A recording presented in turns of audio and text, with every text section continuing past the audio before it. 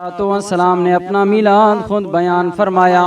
آؤ امام ترمذی علیہ الرحمہ نے ایک بڑی پیاری حدیث پاک نقل کی ہے۔ میرے لجپال نبی کریم علیہ السلام کے علماء حضرت مطلب بن وداع رضی اللہ تعالیٰ عنہ سے مروی ہے، آپ فرماتے ہیں نبی کریم علیہ السلام کی بارگاہ اقدس میں جال عباس الى رسول اللہ صلی اللہ تعالیٰ علیہ وسلم، حضرت عباس میرے لجپال نبی کریم علیہ السلام کی بارگاہ مقدسہ میں حاضر ہوئی ہے۔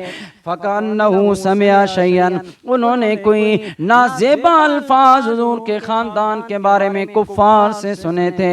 جب آپ نے یہ الفاظ سنے آپ پریشان تھے، مغموم تھے، حضور کی بارگاہ میں حاضر ہوئے۔ میرے لجپال نبی کریم علیہ السلام کو خبردار کیا۔ میرے لجپال نبی فوراً فقام النبی صلی اللہ علیہ وسلم علی المنبر، ممبر پر جلوہ گر ہو گئے۔ جس طرح چاند کے گرد ستارے جمع ہو جاتے ہیں، اس طرح صحابہ کرام حضور کی گرد جمع ہو گئے۔ میرے لجپال نبی نے ممبر پر تشریف فرما ہو کر فرمایا، اے میرے صحابہ مجھے بتاؤ، قال من انا، میں کون ہوں، میں کون ہوں، مجھے جانتے ہو؟ نبی پاک کے صحابہ نے ہاتھ جوڑ کے عرض کی، انت رسول اللہ صلی اللہ علیہ وسلم علیک السلام، اے اللہ کے رسول جی آپ اللہ کے رسول ہیں، آپ پر لاکھوں سلام ہیں، آپ اللہ کے پیارے رسول ہیں۔ میرے لجپال نبی نے قال فرمایا، انا محمد ابن عبداللہ ابن عبد المطلب، اے لوگوں سن لو، بے شک میں اللہ کا نبی بھی ہوں، اللہ کا رسول بھی ہوں، لیکن میں محمد بن عبداللہ بن عبد المطلب ہوں۔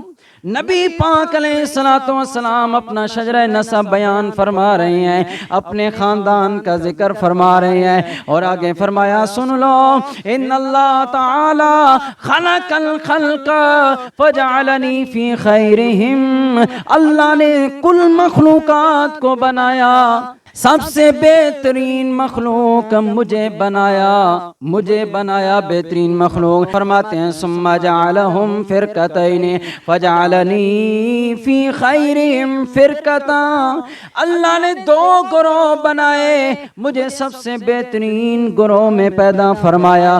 ثم جعلہم قبائل فجعلنی فی خیرہم قبیلتا، پھر اللہ تعالیٰ نے قبیلے بنائے، اللہ نے مجھے سب سے بہترین قبیلے میں پیدا فرمایا۔ ثم جعلہم بیوتا فجعلنی فی خیرہم بیتا وخیرہم نفسا، او کما کان علیہ السلام۔ میرے لجپال نبی کریم علیہ السلام فرماتے ہیں، اے لوگوں اللہ نے پھر قبیلے بنائے، سب سے بہترین قبیلے میں مجھ محمد کو پیدا فرمایا، پھر اللہ تعالیٰ نے مختلف قبیلوں کے گھر بنائے، پھر مجھے اللہ تعالیٰ نے سب سے بہترین گھر میں مبعوث فرمایا، وخیرہم نفسا، پھر میری ذات کو، میری ہستی کو بڑا ہی با کمال اور بے مثال بنایا ہے۔ اب میرے لجپال نبی نے یہاں اپنی شان ولادت کو بھی بیان فرما دیا، تذکرہ میلاد بھی ہو گیا، شان ولادت کا بیان بھی ہو گیا، اور میرے لجپال نبی کے خاندان کی عظمت کا بیان بھی ہو رہا ہے۔ یہاں حضور علیہ السلام نے اپنے نسب کی طہارت کو بھی بیان فرما دیا اور اپنا ذکر ولادت بھی فرما دیا، تو پھر میں کیوں نہ کہوں کہ میرے کملی والے کی شان ہی نرالی ہے، تو جہاں کے داتا ہیں سارا جگ سوالی ہے، دو جہاں کے داتا ہیں سارا جگ سوالی ہے۔